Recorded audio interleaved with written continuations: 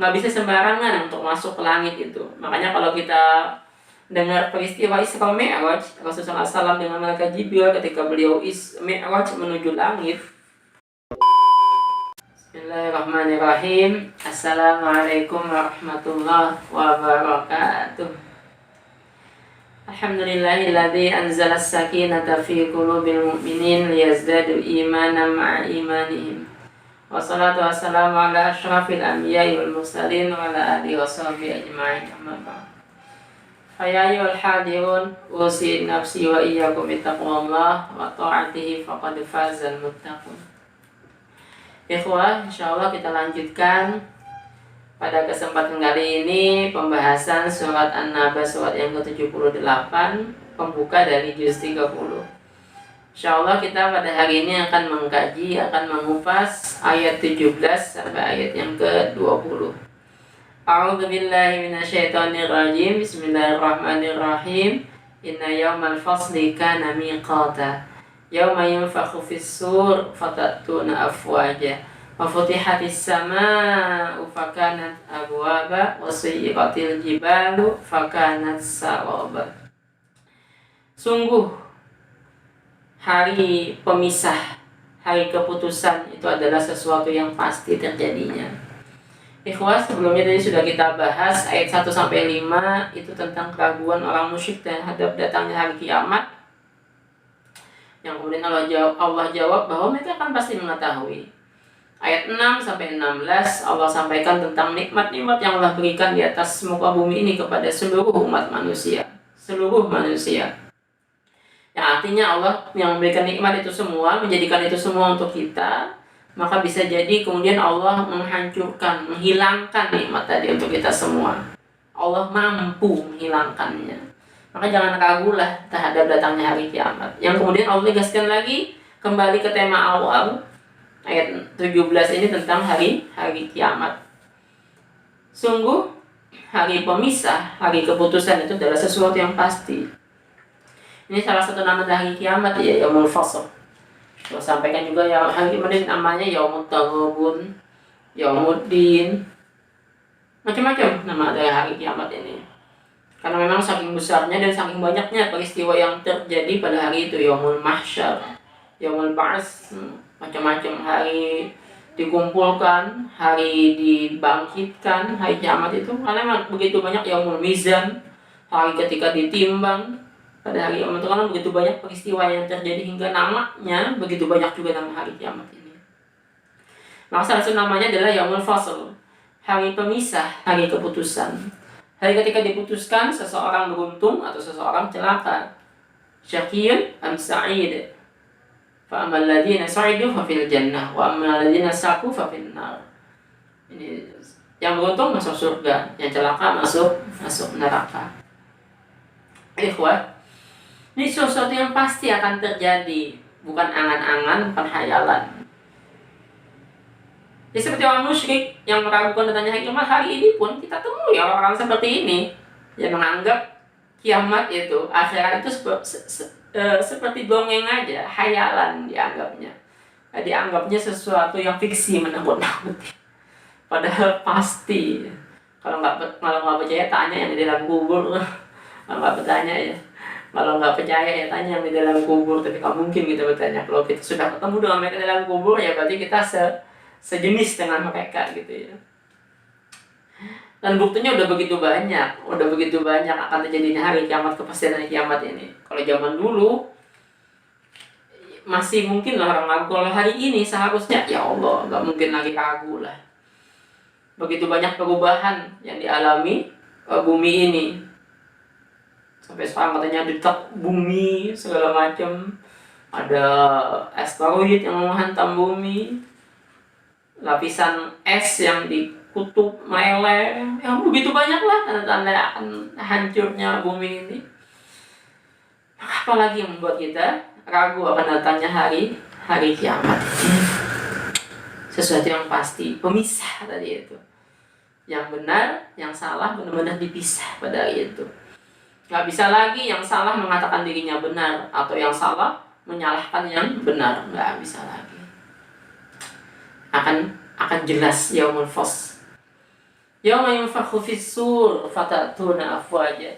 Hari ketika ditiup sangkakala, maka kalian akan datang berbondong-bondong, berkelompok-kelompok. Ikhwah, sangkakala ini kita tahu bersama ditiup 2 kali kan ya, oleh malaikat Israfil. Yang pertama ditiup akan dihancurkan semuanya, dan yang bernyawa semua akan mati. Yang terakhir mati nanti adalah malaikat Israfil. Israfil pun akan mati semuanya.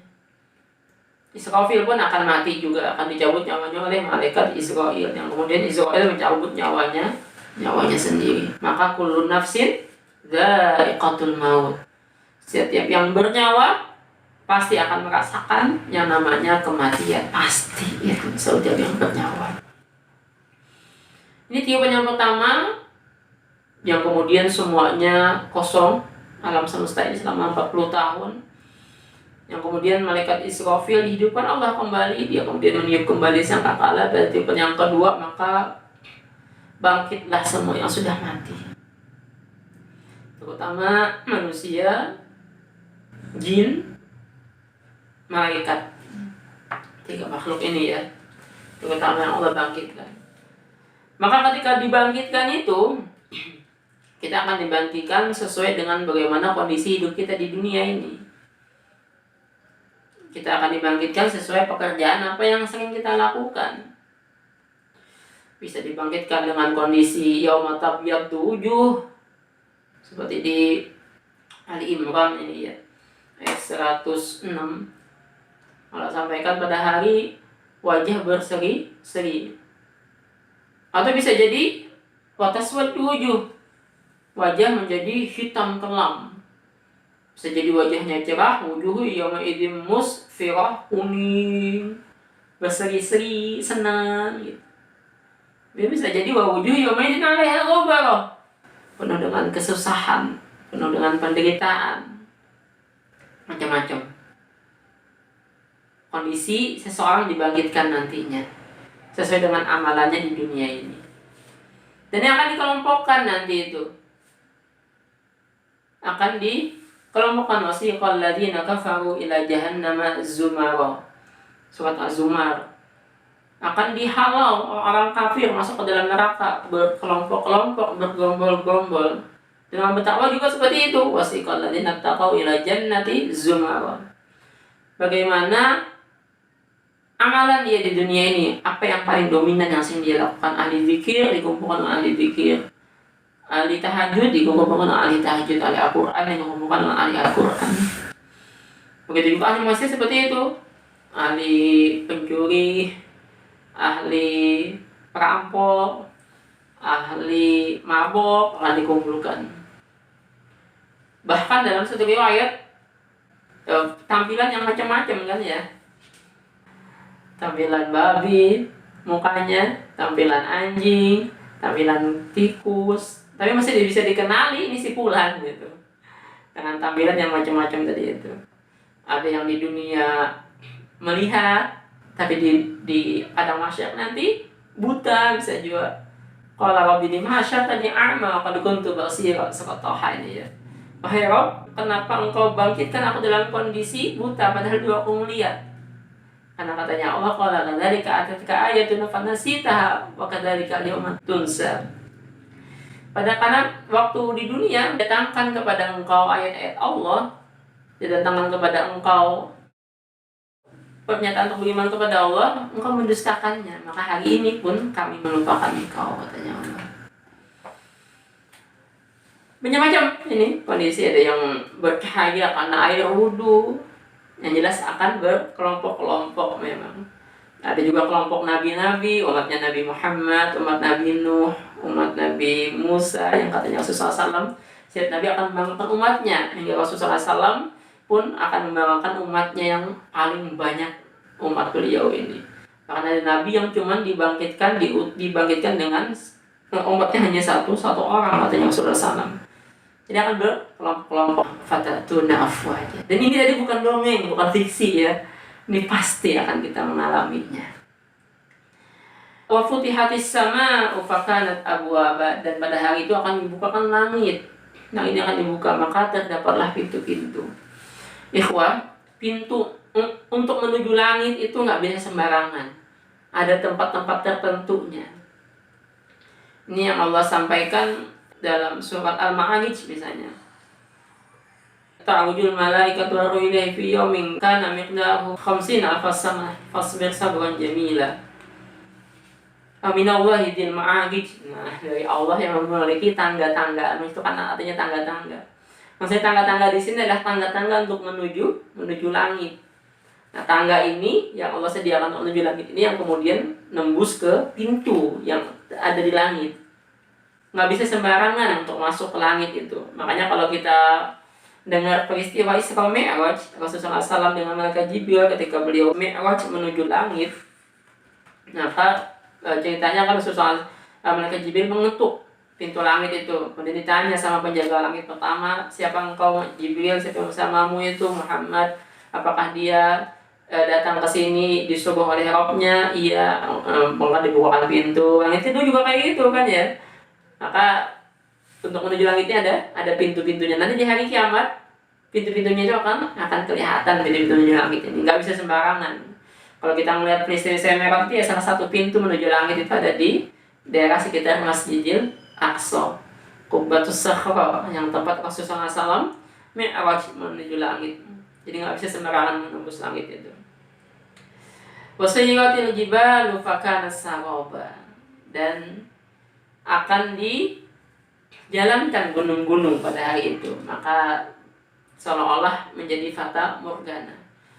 Gunung yang awalnya berdiri dengan kokohnya di satu tempat nanti hilang hingga orang melihatnya kemudian kaget, bukannya di situ ada gunung sebelumnya gitu. Orang yang melihatnya kok nggak ada lagi, atau kok tiba-tiba gunungnya lenyap di depan matanya, tiba-tiba lenyap, tapi dia udah terlempar ke atas gunung tadi itu.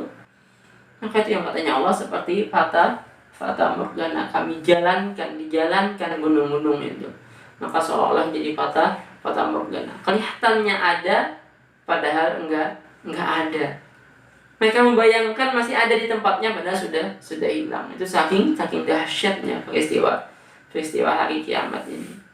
Ini bercampur antara kiamat ketika dibangkitkan yang tadi itu, yauma yunfakhu fis-sur fatatuna afwaja, dan juga peristiwa ketika memang terjadinya kiamat penghancuran gitu. Demikian ya ikhwah yang dapat saya sampaikan. Semoga menambah keyakinan kita akan pastinya datang hari kiamat. Allahu a'lam bissawab.